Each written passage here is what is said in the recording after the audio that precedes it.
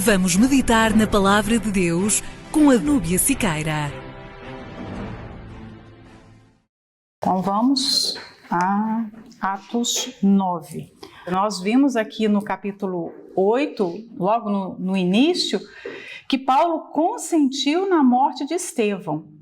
E que antes daqueles religiosos e das testemunhas, que eram os primeiros apedrejadores, antes deles lançarem as pedras, eles tiraram os seus mantos, as suas capas e depositaram tudo aquilo aos pés de Saulo.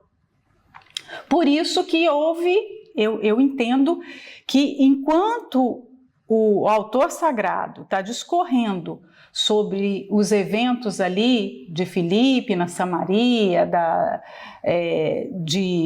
do eunuco, você entende e imagina que Paulo se tornou um grande perseguidor, ou seja, houve um embrutecimento das suas razões. Aquele homem que era sensível, talvez uma criança meiga, bem criada pelos seus pais, que estava ali em Jerusalém para estudar, e se você vê um pouquinho do pano de fundo de Saulo, da história dele, vamos tentar... É até bom que a gente converse aqui sobre esse assunto. Quando eu penso sobre Saulo, eu queria muito ter essa troca com vocês, que a meditação fosse mais uma conversa sobre esse tema do que qualquer outra coisa, porque a Bíblia, de certa forma, silencia muito com respeito à vida do apóstolo Paulo anteriormente. Nós sabemos que ele nasceu na cidade de Tarso, que ele era filho de fariseus, da tribo de Benjamim. O seu nome é semelhante ao nome do primeiro rei de Israel, Saul.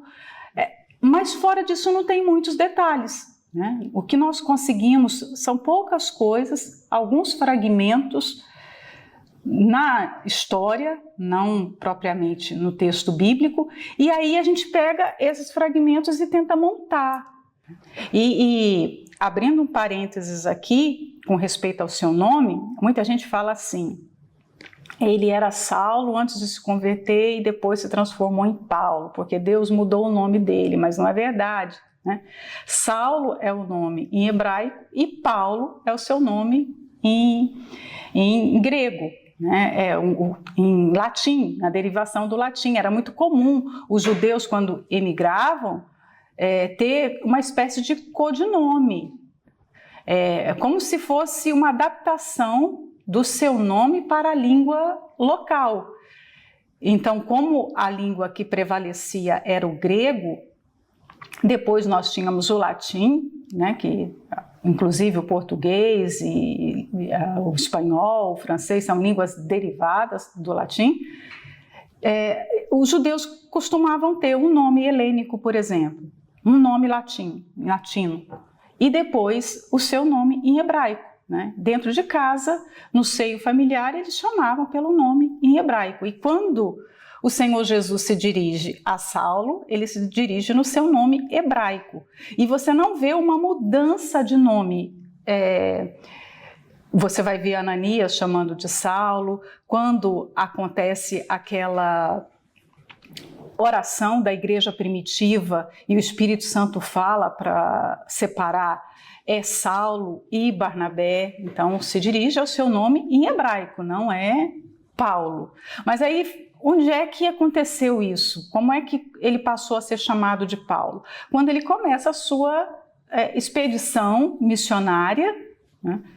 E o próprio escritor de Atos já começa a chamá-lo de Paulo, porque, claro, ele vai ser o apóstolo dos gentios.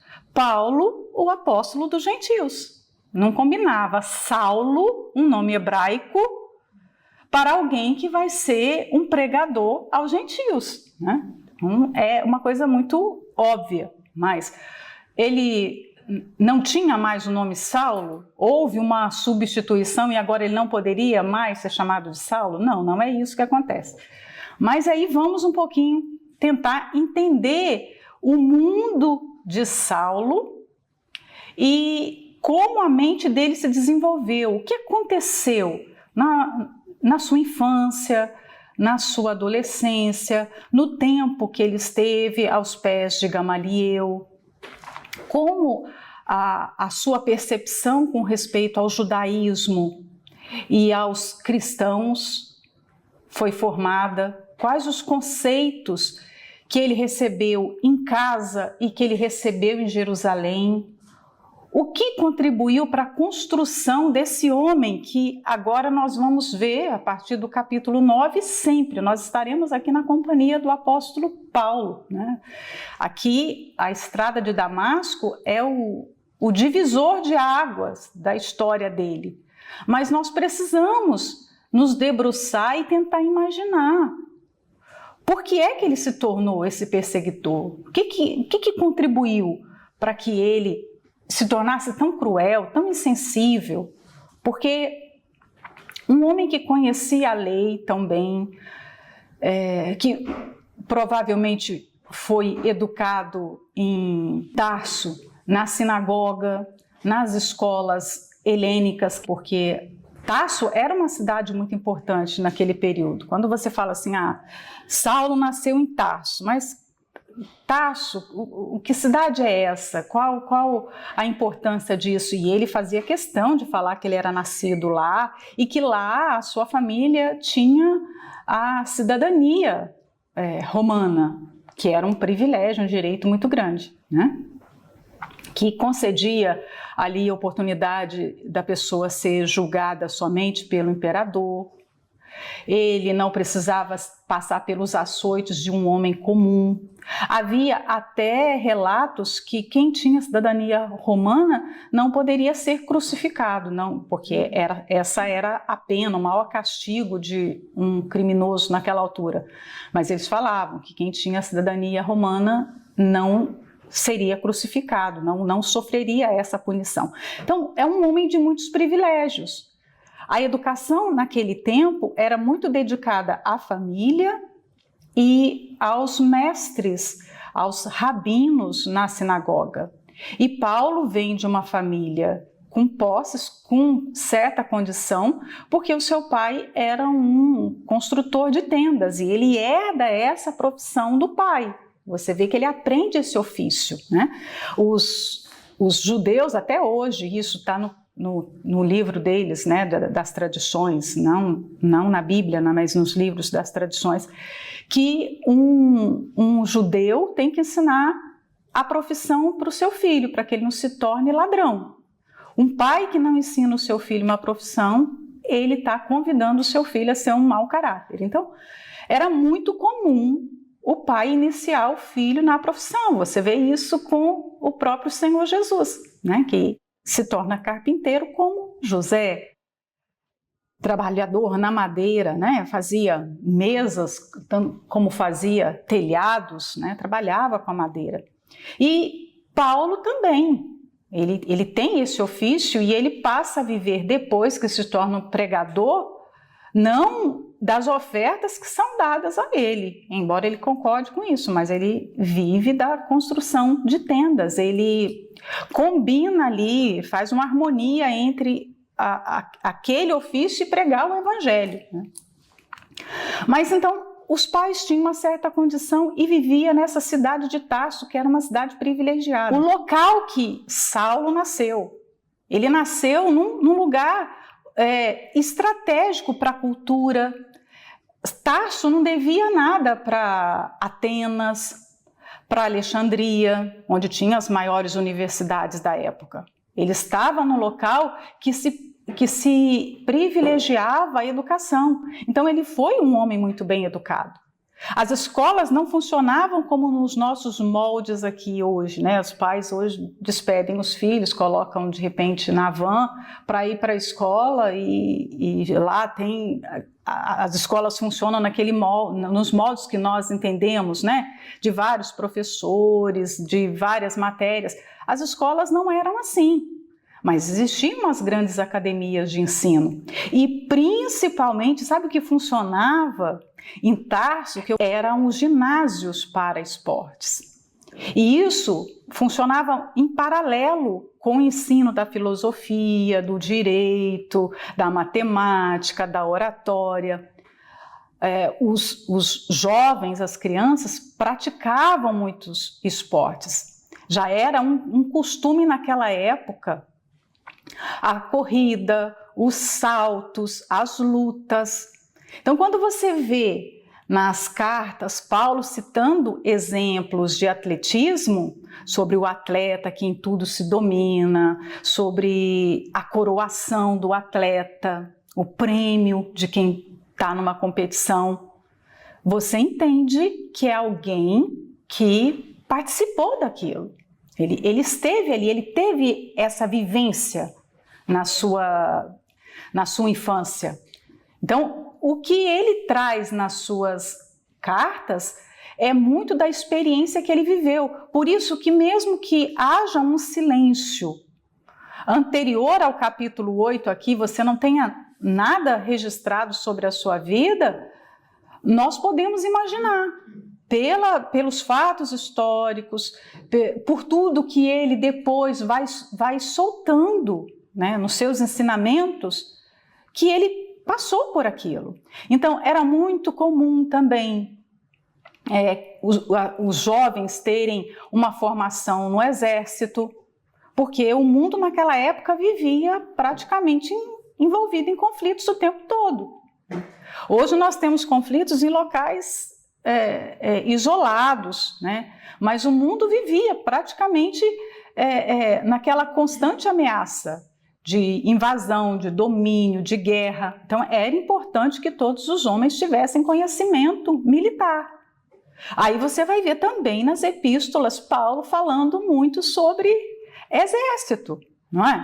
Quantas passagens que nós não vimos ele usar, inclusive, que a nossa guerra nesse mundo é uma milícia, nós militamos, é um combate, né?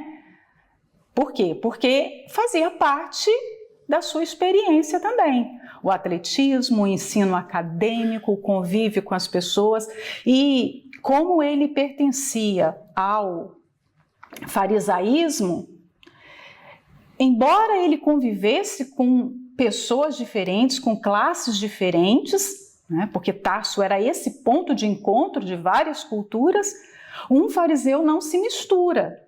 Então ele não convivia de perto com os gentios. Ele era um judeu fariseu. Ele podia estar ali na escola, mas certamente ele mantinha aquela distância com o, entre aspas, impuro, né? Eu sou do povo de Deus, eu era como os fariseus se viam, eu sou um zeloso da lei, então eu não me misturo com os que não são, os que não fazem parte do povo de Deus, que são imundos, impuros. Havia muito essa classificação entre judeus e gentios, né? Nós e o resto do mundo, ainda mais um fariseu, porque nós não podemos olhar para Saulo apenas como um judeu, ele era um judeu fariseu. Quando ele apresenta o seu pedigree, ele fala o quê? Que ele é hebreus de hebreus, fariseu de fariseus, ou seja, não sou uma pessoa qualquer, não é? Imagina isso na sua vida diária. Então, eles tinham uma distância das demais pessoas. Poderiam conviver com todas elas, mas eles não se misturavam. A vida comum de Saulo na sua infância, junto com seus pais, com a sua irmã, né? Em Atos, aqui mais no final, fala de uma irmã, de um sobrinho, então é possível que ele tenha tido uma irmã. A história antiga fala dessa possibilidade muito grande de ser uma irmã e não um irmão, né? E ela mais velha, né? E aí você pensa, a vida dessa família era vivida na oficina, ali no fabrico de tendas, em casa e na sinagoga. E as sinagogas normalmente funcionavam perto da localidade onde as pessoas moravam. Os judeus sempre moraram separados, Todos os lugares para onde eles vão, eles têm um local onde eles se aglomeram mais, eles procuram ficar juntos ali, porque há uma vida vivida em comum. O Shabat é recebido na sinagoga, sexta-feira à tarde, né? Antes da primeira estrela aparecer, eles estão ali todos, eles estão se preparando para receber o sábado, muitos vão para a sinagoga para dar o início do Shabat, depois eles voltam para casa e fazem as refeições. Então é uma vida muito isolada, né? Embora eles estivessem longe de Jerusalém, mas os hábitos de Jerusalém, os hábitos do judaísmo, do farisaísmo estavam ali muito presentes nessa família. Você pode pensar num pai extremamente religioso, que por isso Saulo se tornou tão extremista nas suas posições, né? Ele devia ser um homem muito determinado, muito firme nas suas posições, por personalidade já. Mas ele teve essa construção através do seu pai. Não veio só dele, veio de alguém. E a gente vê isso na figura do pai, né? Alguém que, vamos falar um pouquinho também da oficina de tendas, né? O pai como esse construtor de tendas. Normalmente, ali naquela região, haviam outros construtores de tenda, mas eles se aglomeravam ali. Normalmente as pessoas iam para essa área porque lá era uma área rica nos materiais para o fabrico de tendas, para a fabricação de tendas. Estou falando como os portugueses, fabrico, né? Peles, tecidos, lá era uma fonte de materiais para o linho também, porque as tendas eram feitas de peles e tinham também a parte interior com tecidos, né? E aí, imagina esse menino que fica na oficina com o pai, que estuda, que vai para a oficina das tendas e que vai para a sinagoga, né? Então, ele fica ali aprendendo todo o serviço de tendas por etapa. Olha, um dia você vai separar as peles, né? Porque, pensa, as mulas, os animais vinham carregados de todas as partes ali com peles, né? E chegava na oficina, alguém tinha que separar aquelas peles, curtir, né? Tingir, depois tinha que se costurar. Não existiam máquinas como nós temos hoje. Isso era feito à mão. Imagina que costurar couro, pele, é algo muito difícil. Paulo deve ter aprendido todas essas etapas do serviço, né? Suas mãos deviam ser ali já calejadas, de ficar aprendendo a costurar, a costura bem apertadinha, bem juntinha, porque a tenda tem que ser feita de tal maneira que a chuva não passe, que os raios do sol não passem. Então é uma coisa muito minuciosa, né? E aí você imagina a convivência dele com esse pai todo o tempo, tanto no ensino, quanto na oficina, na sinagoga, em casa. Houve um derramamento do temperamento, da maneira de pensar do pai nesse filho. Então, nós olhamos para Saulo, mas nós também vemos nele um pai que talvez pesou, exagerou na disciplina, querendo fazer com que o filho não se desviasse da lei em nenhum momento, né? Porque os filhos funcionam como a continuidade dos pais.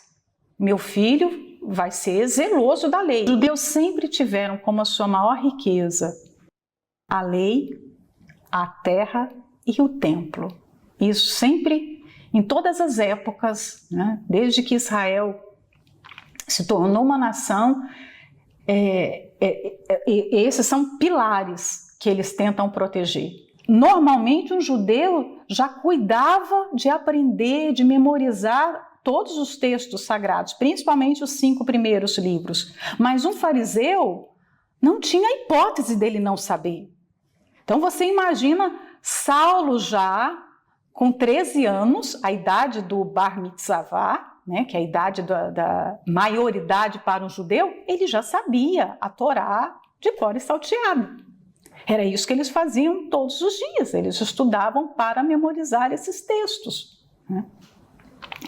E aí você pensa, um grupo que veio com um pensamento até bom, vamos zelar da lei, vamos preservar a lei, mas aquele desejo partiu do seguinte pensamento: nós não podemos perder a terra.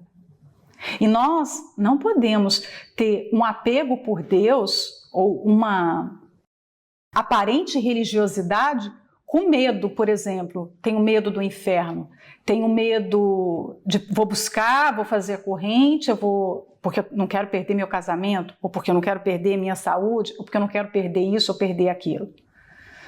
A motivação tem que ser correta. Qualquer motivação errada vai dar margem para surgir ali algum pecado. E o farisaísmo foi se distanciando de Deus. Por muito tempo eles foram respeitados, foram como porta-vozes da nação de Israel. Se você queria ver um judeu, digamos assim, um judeu fiel, olhava para um fariseu. Naquela altura, você falar que alguém era o fariseu era um elogio. Você está dando um adjetivo muito bom. Mas a coisa foi se degradando de tal maneira que hoje, por exemplo, e nos tempos de Jesus também, né? Você falar que alguém era fariseu hoje é quase um xingamento, porque virou símbolo de hipocrisia, de religiosidade, de algo fingido, mecânico. Então, olha só como eles saíram de um extremo para o outro, de extremamente puros para extremamente hipócritas. Do povo que conservava a lei para manter a fé, a salvação, para um povo que cumpria a lei para ganhar dividendos, para mostrar para os demais, né? Era só uma casca, uma aparência de santos, quando eles não eram santos coisa nenhuma. Então Paulo vem desse grupo. Nós não podemos excluir isso. Quando nós vemos um fariseu ou lemos a respeito do que os fariseus faziam, você não pode desprezar toda essa cultura e dissociar Paulo dela.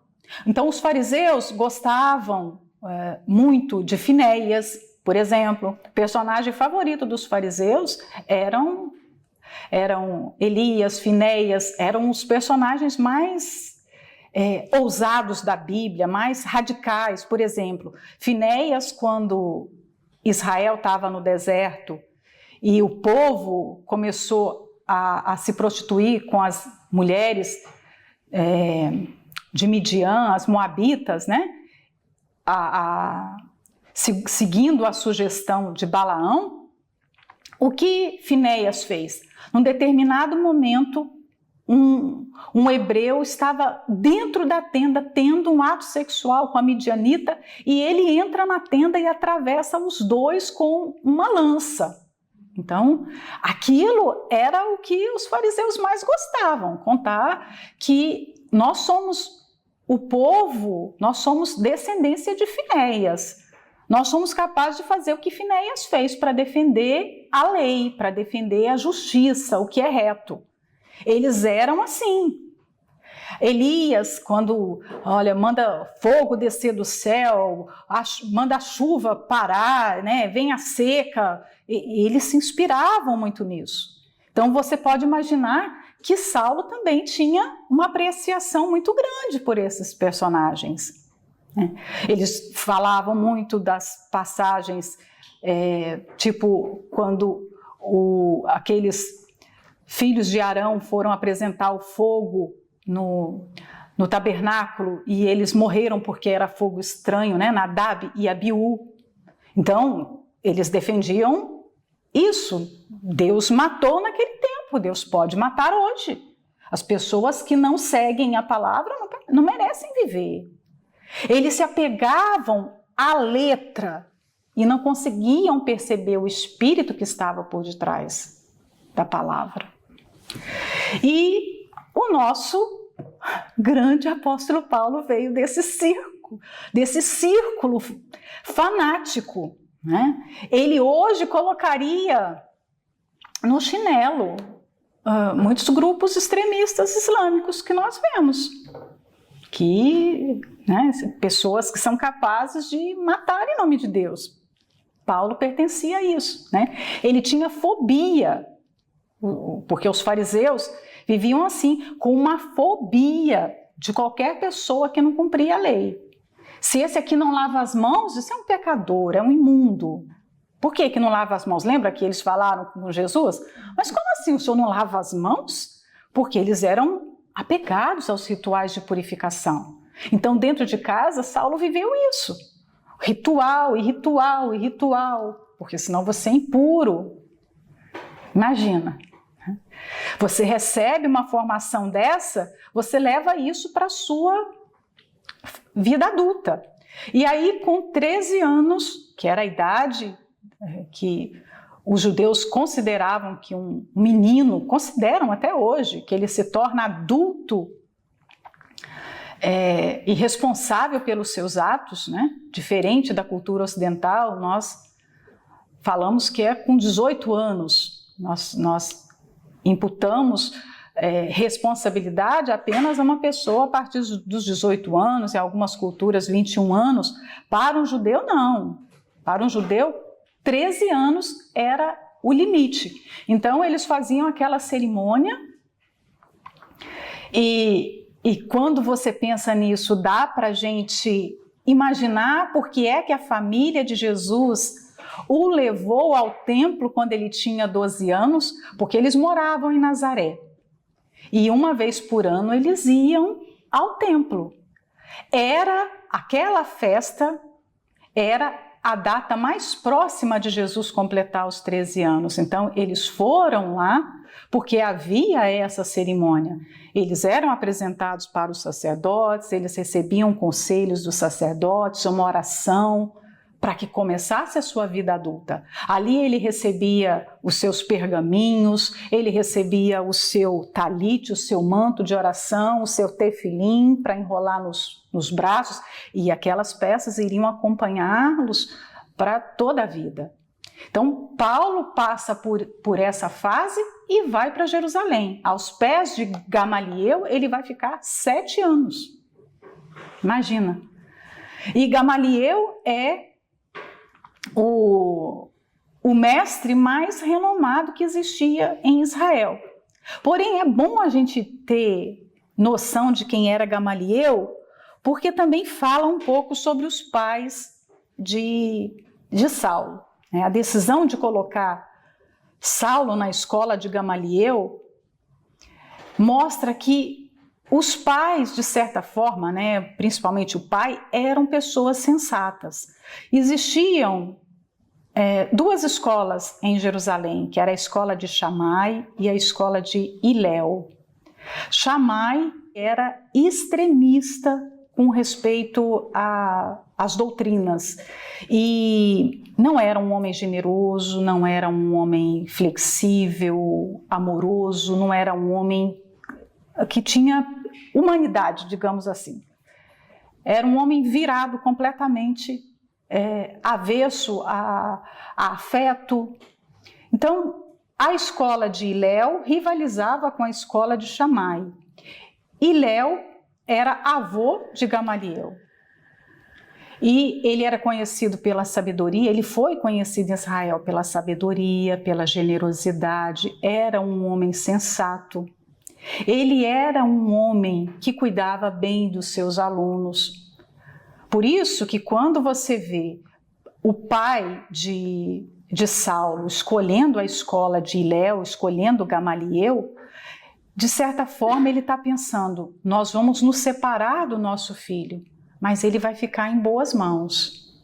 Ele vai mergulhar no mundo do farisaísmo de uma forma muito mais acentuada ainda, porque em Jerusalém circulava todas as vertentes, todo mundo religioso fervilhava dentro da capital de Israel.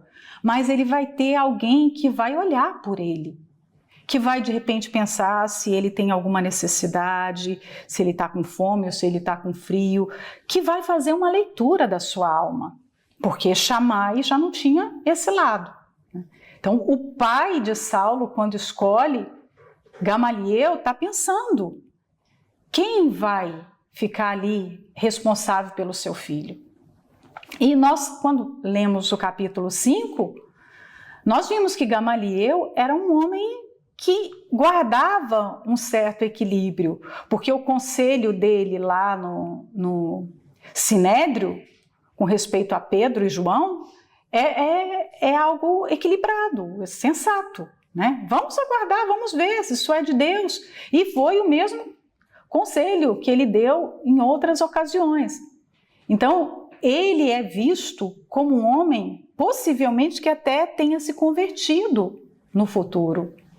Porque era um bom homem, embora fariseu, embora muito zeloso da lei, mas ele guardava a humanidade, afeto. E aí você recebe um Saulo, imagina, na sua escola. Quantos alunos tinha na escola? Aí também não sei, né? Aí é demais. Mas era uma escola. Ele recebe esses meninos, porque eram meninos, 13 anos, né? Todos meninos. Ele recebe e fica como responsável formal pela educação e pela vida daqueles meninos. E aí você vai ver, você vai imaginar, eu quase que vejo, Saulo ali aos pés de Gamaliel por todo lado, porque discípulo é isso, é aquele que fica muito próximo ao seu mestre. Ele vai para o Sinédrio, porque Gamaliel, além de ser professor, de ser mestre, ele é membro do Sinédrio. Então Saulo começa novinho a frequentar o templo, a frequentar o Sinédrio, as sinagogas mais importantes de Jerusalém. Através de Gamaliel, ele recebe acesso ao melhor e pior de Jerusalém. Então, muito rapidamente, esse menino começou a dominar Jerusalém. Ele sabia onde estavam todos os lugares importantes, quem eram as pessoas, com quem ele estava falando, né? E, com certeza, Gamaliel também deve ter olhado para Saulo e ter visto que ali estava o seu aluno mais brilhante, porque ele não estava diante de qualquer aluno. Ele estava diante de alguém que tinha um potencial enorme. Potencial não só para aprender, mas para liderar. Porque você vê isso o tempo todo em Saulo, né? Faz parte do perfil dele. É um homem que não tem vergonha de falar, que não precisa ficar puxando.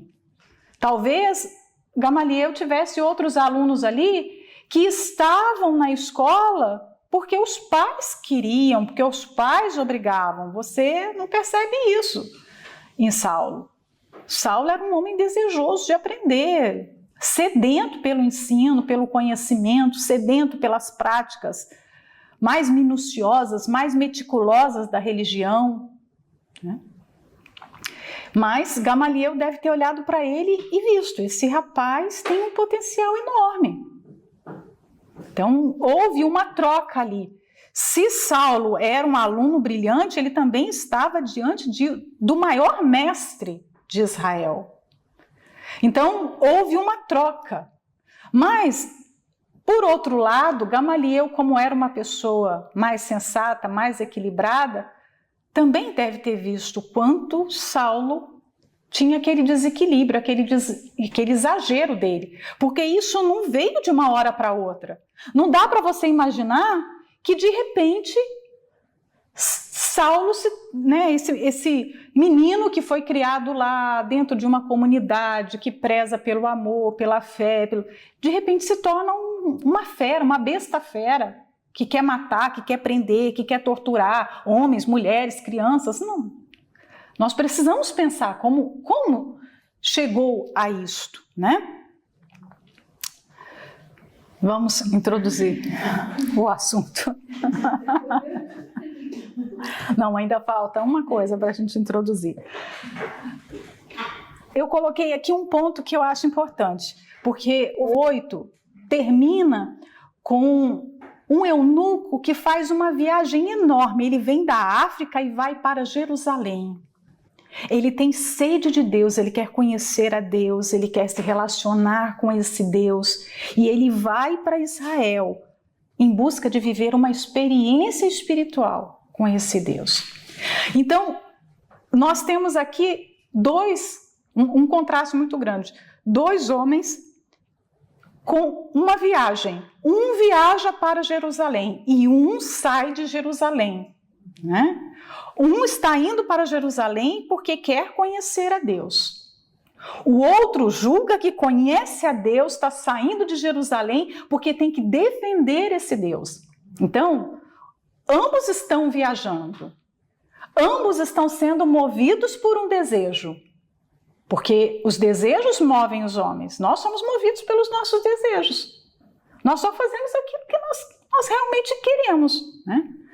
As inclinações é que guiam as pessoas. Então, Saulo era guiado pelo seu desejo de vingar a Deus. Ele queria vingar, olha, eu tenho que matar os cristãos, eu tenho que exterminar esses tais que falam que Jesus é o Messias. Já o eunuco viaja, se sacrifica, vai longe, porque ele quer conhecer a Deus. E aí você fala assim, poxa, olha o que Deus fez para alcançar o eunuco. Ele moveu Filipe de um lugar, trouxe da Samaria, levou ali para a estrada de Gaza para revelar a palavra, o evangelho a ele. Mas agora Deus também se move para ir buscar uma outra pessoa que não buscava por ele. Porque se o eunuco tinha aquele desejo de conhecer a Deus, Saulo julgava que conhecia. Saulo estava completamente equivocado a respeito de Deus. Mas nisso nós conhecemos o caráter do Deus que nós servimos. Ele se inclina para os homens, ele é humilde. Ele não só abriu mão do céu, abriu mão dos seus privilégios no céu, da presença do Pai ali ininterruptamente com ele, de todas as alegrias do céu e veio à terra. Não, ele se sacrifica em se revelar para pessoas como Saulo. Se o eunuco era um bom homem, né? Claro, bom homem com todas as reservas, porque nenhum homem é bom, mas se ele era um homem sedento, que desejava tanto fazer o que é certo, você vê um Saulo completamente perdido, mas que o Senhor Jesus se inclina também para salvar e que está há tanto tempo tentando salvar. Então, ele quer se revelar para todas as pessoas. Não havia ninguém mais perdido do que Saulo. Saulo é o emblema do homem mais perdido na religião. Mas até esse homem, afundado nos seus princípios distorcidos, na sua visão equivocada de Deus, até essa pessoa, Deus se inclina para salvar. E é isso que nós vamos ver aqui, né? E Saulo fala isso, né? Lá em Romanos, Paulo fala... Ele fala, como Isaías declarou com toda a ousadia, fui achado por aqueles que não me procuravam, revelei-me àqueles que não perguntavam por mim. Ele era esse homem. Ele não citou isso por acaso, lá no livro de Romanos. Eu fui para Damasco, eu não estava à procura de Deus. Muito pelo contrário, né?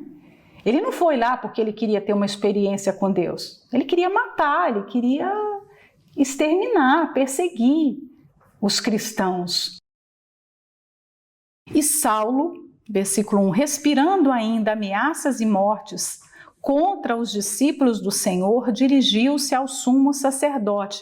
Então, nesse versículo você vê que partiu dele a decisão de se dirigir ao sumo sacerdote para perseguir os cristãos de Damasco, né? Ele já fazia perseguição ali dentro de Israel. E agora ele quer aumentar ainda mais os raios dessa perseguição e sair das fronteiras de Israel. E quem é a pessoa que pode autorizá-lo aqui? Quem está acima dele? Ele está precisando de autorização, então ele precisa ir ao seu superior, né? O seu superior aqui é o sumo sacerdote, né?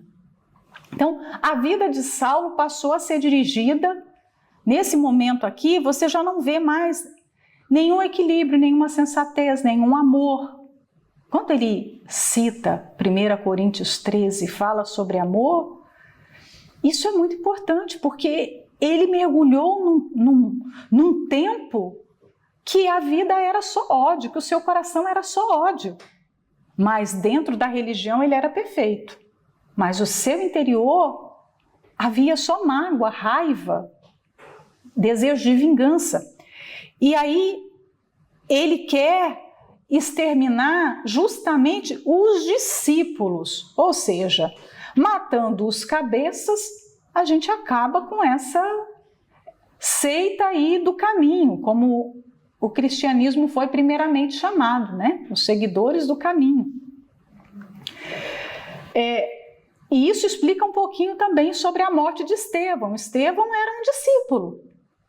Quando os principais sacerdotes se uniram para trazer Estevão ao Sinédrio e depois o levaram para o apedrejamento, era uma forma de dar o recado para os demais, né? Para os apóstolos e os demais discípulos.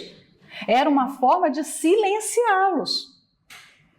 Aqui, o pedido aqui ao sumo sacerdote era de permissão, principalmente de fazer mal aos discípulos, aos cabeças, digamos assim, né? E aí o versículo 2 fala: e pediu-lhe cartas para Damasco, para as sinagogas, a fim de que se encontrasse alguns deste caminho, quer homens, quer mulheres, os conduzisse presos a Jerusalém. Ele não estava aqui buscando uma justiça ou uma reparação de algo contra uma pessoa ímpia, contra um ladrão, contra um homicida. Ele está claramente buscando perseguir os justos, os filhos de Deus. E aí o peso do seu pecado se torna ainda muito mais grave. Ele se torna, digamos assim, mais... o medo da comunidade de Israel é tão grande de Saulo, porque ele é uma fera, ele se torna assim, um instrumento de crueldade, de tal forma que muitos cristãos saem de Jerusalém e vão para Damasco. Damasco ficava a cerca de 240 quilômetros de Jerusalém. E eles ficavam lá, eles decidiram ficar, uma boa parte de judeus convertidos estavam lá justamente com medo de Saulo. Ele, descobrindo isso, olha, lá em Damasco, nós temos muitos judeus que estão se convertendo dentro das sinagogas. Nós precisamos tomar atitudes. Você percebe que ele está articulando mais a perseguição do que os próprios sacerdotes do templo, né? Ele se torna o cabeça pensante do movimento aqui para conter o avanço do cristianismo. E ele pede essas cartas, e aí você pode imaginar, mas como que o sacerdote tinha autoridade numa cidade que não pertencia a Israel? Damasco é uma das cidades mais antigas do mundo, a capital da Síria, né? Lembra que nós temos o servo de Abraão? Ele fala qual o nome? Damasceno, ele era de Damasco. Então, é uma cidade muito antiga, né? A estrada de Damasco, essa estrada onde Paulo se converte, é uma estrada por onde passava pelotões de soldados, passavam caravanas de escravos, mercadores. Era uma rota muito conhecida, era um local muito importante. E ele toma conhecimento. Olha, nós podemos até ir além. Por isso que eu digo para vocês, é até uma conversa isso que nós estamos fazendo aqui, para a gente poder imaginar melhor como as coisas aconteciam. Se ele perseguia pessoas dentro de Jerusalém e de repente ele tem uma denúncia, olha, naquela casa ali tem o homem, 2 filhos, a esposa, um servo, e todos eles se converteram aí a Jesus. E aí ele destaca lá a guarda do templo, porque a guarda do templo passa a segui-lo, dá apoio à sua expedição. E eles começam a buscar essa família e já não acham. Aí ele tem a informação. Olha, eles foram para Damasco. Imagina quantos nomes Saulo não tinha aqui. Ó, esse aqui fugiu, foi para Damasco. Esse aqui também fugiu. O papel dele em Jerusalém se tornou esse. Perseguir e aprisionar e denunciar e torturar pessoas que se convertiam. Então chegou num determinado momento que ele já devia ter muitos nomes ali. Esses aqui fugiram, estão lá escondidos em Damasco. E realmente a comunidade cristã em Damasco era grande. Que quando Ananias recebe a revelação de Jesus, que era para ele abrir as portas da sua casa para Saulo, ele se apavora, tipo, já tinha chegado a notícia que o Bim Paulo tinha chegado lá, né? Bim Saulo, né? Já tinha, olha, ele está na estrada, todo mundo tem que correr, tem que se esconder. Ele, aqui nesse primeiro versículo que fala que ele respirava ameaças, não é? Não fala? Aqui, respirando ainda ameaças e mortes. Esse termo aqui, no original, quer dizer ao ato de inspirar, não respirar propriamente, que a respiração em si é inspirar e expirar. Mas aqui a palavra é inspirar. Ele botava para dentro de si cada vez mais ódio contra os judeus. É como um animal. Normalmente, quando um cachorro vai atacar, ele rosna, ele se prepara para atacar, não é assim? Uma víbora, como a cascavel, balança o chocalho e se prepara, ela vai dar o bote, não é? Um touro, antes de atacar, ele arranha o chão e ele toma fôlego, ele inspira. Era isso que Lucas aqui, que o autor sagrado quer nos mostrar. Que ao invés dele levar para dentro de si, né, compaixão, que são os ensinamentos da palavra de Deus, a misericórdia, a fé, ele levava cada vez mais ódio. E o ódio o impulsionava, era o que dava força para ele ir para cima das suas vítimas, né? Ele era aquele touro que pegava todo o fôlego e partia para cima, né, no seu ataque. E no caminho, alguns destes no caminho. Por que caminho? Não sei se você já se fez essa pergunta, né? Caminho foi um nome dado por vários motivos, mas um dos motivos, Jesus falava, né? Eu sou o caminho, a verdade e a vida. E esse versículo ficou muito emblemático nos seus ensinamentos. Então, os cristãos passaram a ser chamados aqueles do caminho. E você vai ver em Isaías e outros livros proféticos também, quando fala dos caminhos do Senhor, né? Deus é um Deus de caminhos. E é interessante como num caminho ele salva a Saulo, né? Eu comecei aqui esse versículo falando, né, sobre como é que um sacerdote vai ter autoridade para mandar uma carta que vai ter valor jurídico numa outra cidade que não pertence a Israel. Porque é estranho, não é? O sumo sacerdote é uma autoridade religiosa. Como que uma autoridade religiosa tem poder para fazer um documento e dar para uma pessoa e aquela pessoa ter liberdade de agir num território que está sob jurisdição de um outro governante? Aí você vai na legislação romana sobre Israel. Os sumos sacerdotes naquela altura tinham o poder de extraditar, de trazer judeus fugitivos que tinham cometido alguma heresia, algum pecado contra o judaísmo. Então, nessa brecha, provavelmente que Saulo entrou. Eles tinham esse poder. E você vê que a carta vai ser dirigida a quem? Ao chefe da sinagoga. Ele não está indo em qualquer lugar. Ele está indo com carta selada do sumo sacerdote, mas ele vai entregar essa carta que lhe dá poder de agir, de entrar nas casas dos judeus, mas ele vai mostrar essa carta para o rabino, o dono da sinagoga ali. Olha, você tem que me ajudar, você tem que entregar os nomes das pessoas, você tem que falar tudo que você sabe. É isso, né? E eu queria falar um pouco depois sobre o legalismo, mas eu falo mais para frente. O 3 fala: indo no caminho, aconteceu que, chegando perto de Damasco, subitamente o cercou um resplendor de luz.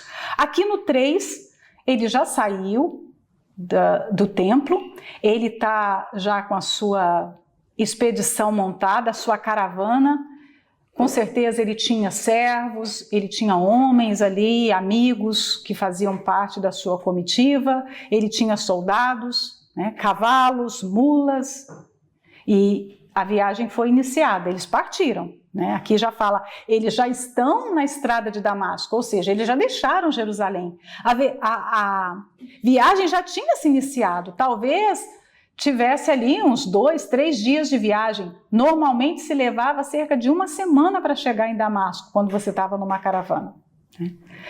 E quando eles estavam chegando perto, Damasco era uma cidade, como quase todas as cidades da antiguidade, que tinha muros, portões. As entradas, normalmente, das cidades eram protegidas por portões. Você vê que talvez aqui eles já estavam avistando Damasco, talvez 4, 5 dias de viagem, não sei. Como eu imagino um Saulo muito ansioso para chegar, é provável que ele tenha andado sem parar, correndo sem parar. Né? Tipo assim, vamos almoçar 15 minutos e vamos subir aqui nos animais e vamos continuar a jornada.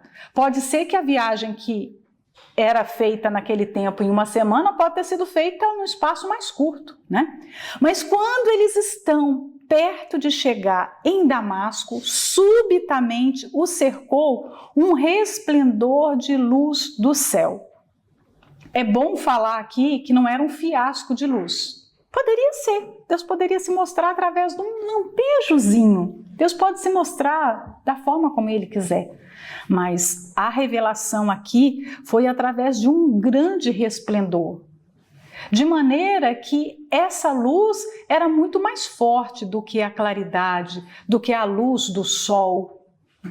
Você pode ter uma luz artificial, você pode estar num lugar que tenha muitas luzes, mas a luz do ambiente, a luz artificial do interior, nunca é igual à luz do exterior. Quando você compara e faz a medição mesmo científica, você vai ver que a luz da claridade natural é extremamente superior. Então você pode imaginar que a luz da revelação de Jesus é extremamente superior à própria luz do sol. Se a nossa luz artificial é inferior à luz natural, a luz de Deus é extremamente superior à luz do sol. Né? Se eles estavam à luz do meio-dia, ficou escura perto daquela luz. Aquela era uma luz sobrenatural. É uma luz que não pode ser comparada a mais nada.